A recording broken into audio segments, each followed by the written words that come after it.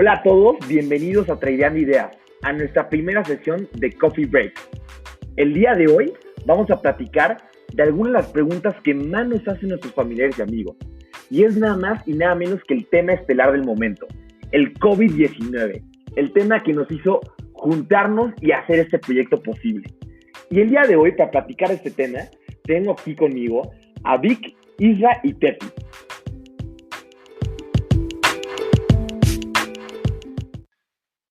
¿Cómo es que una crisis sanitaria sobre una crisis económica? Con mucho gusto, Fer. Hola a todos. Mira, para poder entender y dar un poco de contexto a la respuesta de tu pregunta, hay que remontarnos un par de meses atrás al origen del problema en China. Hay que recordar que hoy por hoy China es China es el país manufacturero del mundo, por decirlo de una forma amable, ¿no? Muchas de las empresas más importantes del mundo tienen sus maquilas en China. China es el productor más grande de acero a nivel mundial. Entonces, bueno, hay una concentración en las cadenas de producción en China, ¿no? Mucha gente depende de lo que se produce en China para poder hacer más cosas, por ponerlo en términos un poco más llanos. Entonces, viene la crisis del COVID, se destapa en enero, que pues el problema no era tan leve como se había pensado anteriormente, que hay muchos casos, que no se tenía mucha información sobre la forma del contagio. Entonces, la medida que se empieza a tomar es en la provincia de Wuhan, un bloqueo completo, la gente no va a trabajar, la gente se queda en su casa. ¿Esto qué repercusiones inmediatas tuvo? Bueno, se suspende la cadena de suministro.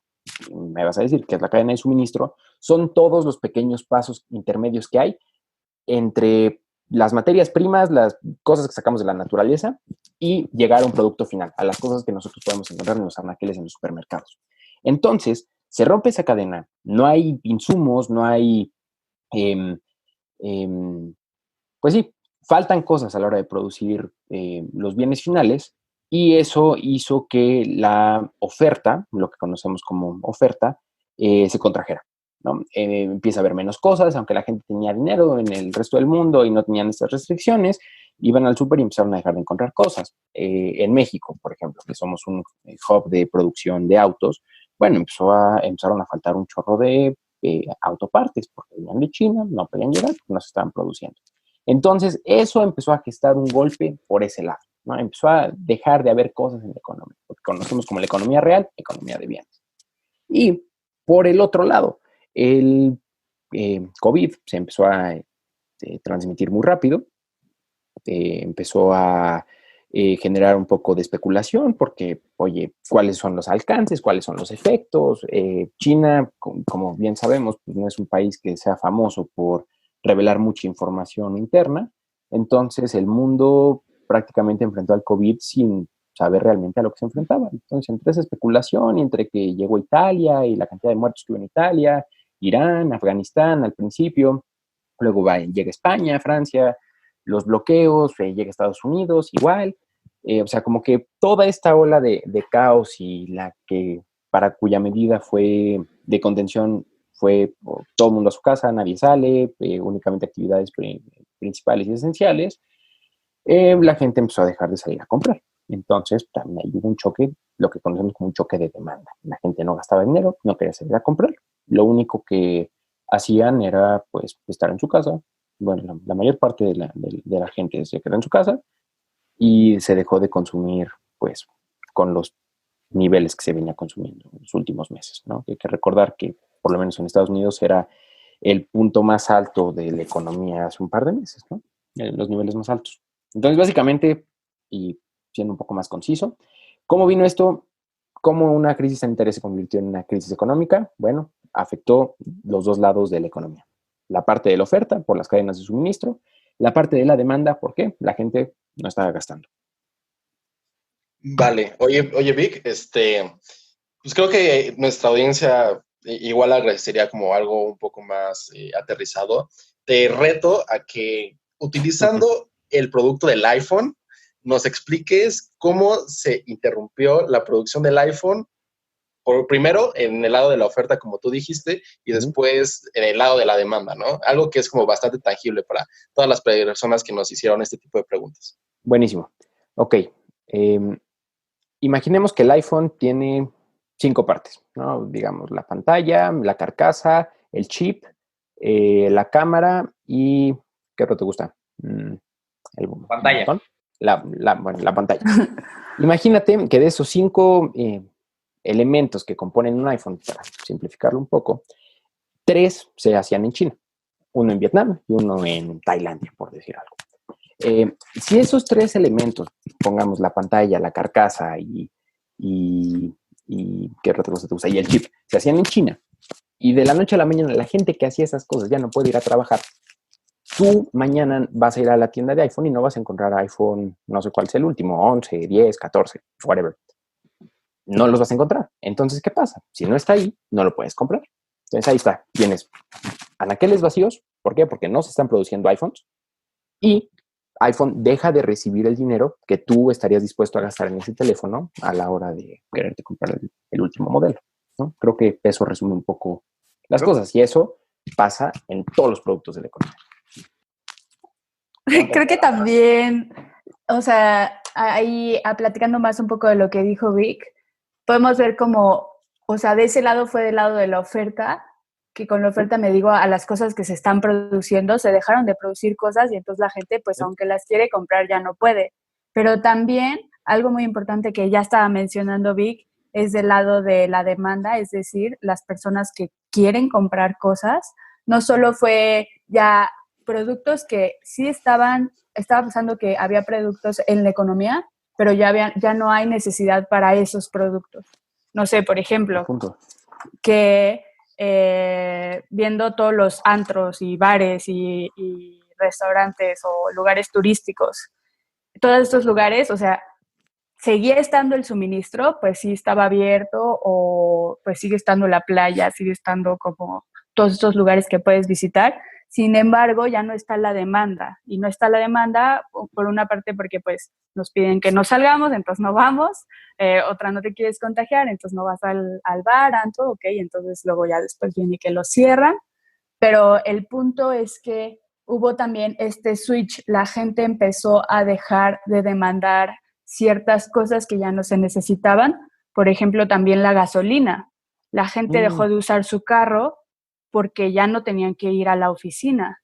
Entonces eso es lo que nosotros llamamos un choque de demanda. La gente que lo compra ya no lo está comprando. Entonces, por un lado tenemos que se deja de producir, por un lado tenemos que la gente ya no está comprando porque ya no lo necesita, ya no lo quiere.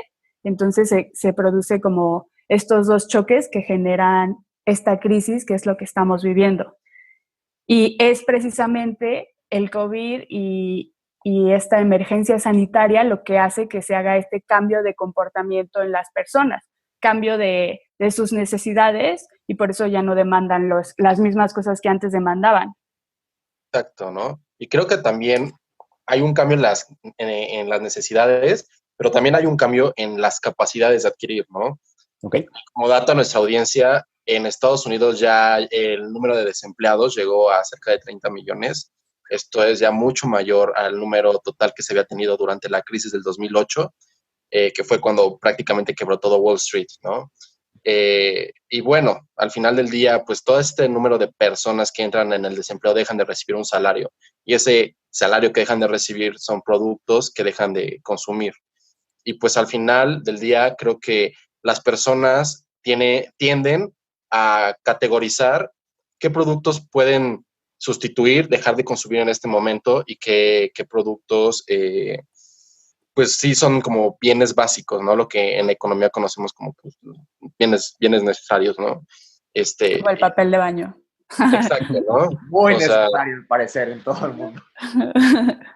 Sí, entonces, y este fenómeno del desempleo ha sido generalizado en todo el mundo, porque es muy importante que nuestra audiencia conozca que nunca en la historia en la historia económica moderna se había tenido una crisis económica de la naturaleza y de la magnitud que se tiene esta crisis.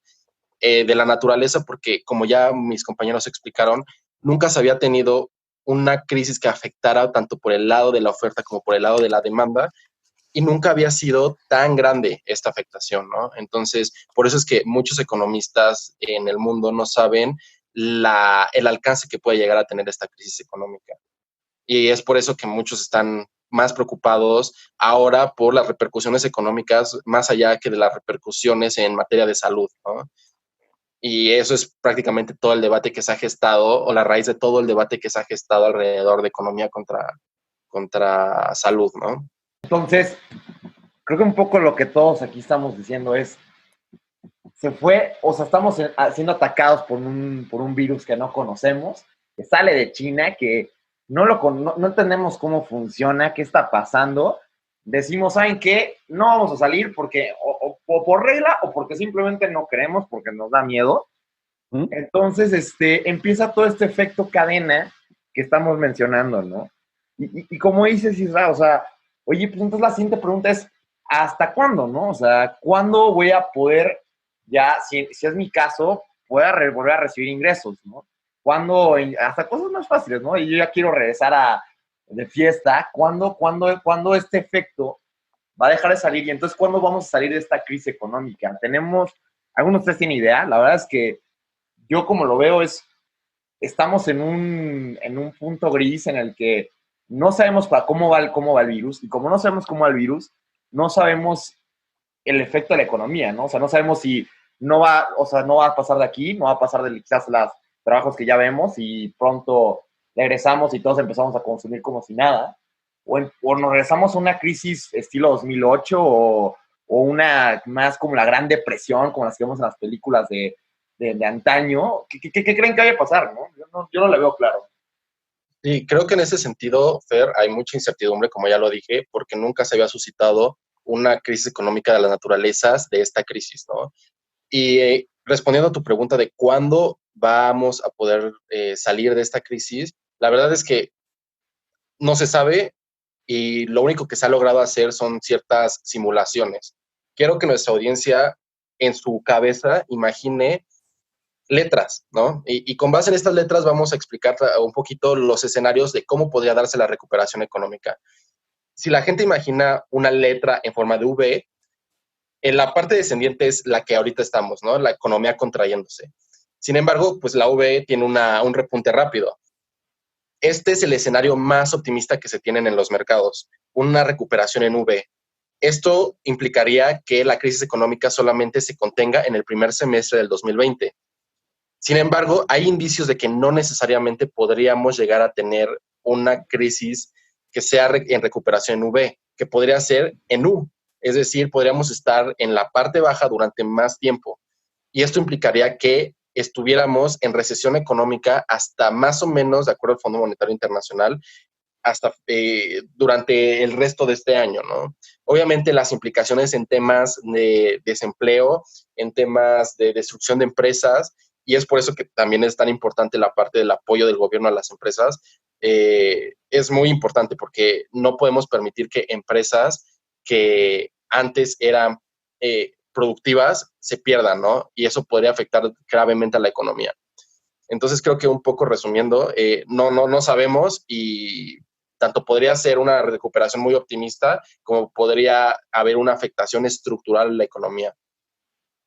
Siguiendo un poco con lo que atinadamente comentó Isra, hay un consenso en los analistas. O sea, toda la gente que está siguiendo de cerca la evolución de la crisis y, como dice Isra, oye, va a tener forma de V, va a tener forma de W, va a tener forma de U, digo, la letra que se les ocurra.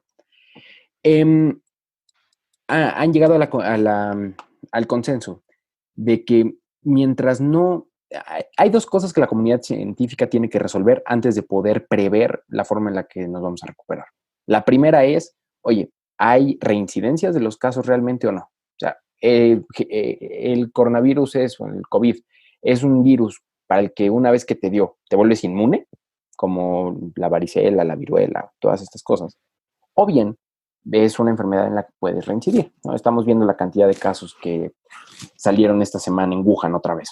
¿no? Oye, no se sabe si son casos reincidentes, si en un principio habían sido falsos positivos, si la cepa del virus mutó, no se sabe. Entonces, hasta no responder eso, cualquier especulación sobre cuánto puede tardar esto es, pues, que carece un poco de fundamento, porque imagínense que en diciembre, bueno, en invierno, a finales de año, regresa otra ola de coronavirus. ¿Por qué? Porque el clima debilita las defensas y la gente se empieza a volver a enfermar. Bueno, eso nos metería en una recuperación tipo W, como mencionaba Isra. Oye, te vuelves a recuperar, pero vuelve a haber brotes, vuelves a cerrar la economía, ¿no? Esa es la primera condición, entender si uno puede reincidir en el virus o no. Y la otra es qué tan factible es tener una vacuna pronto.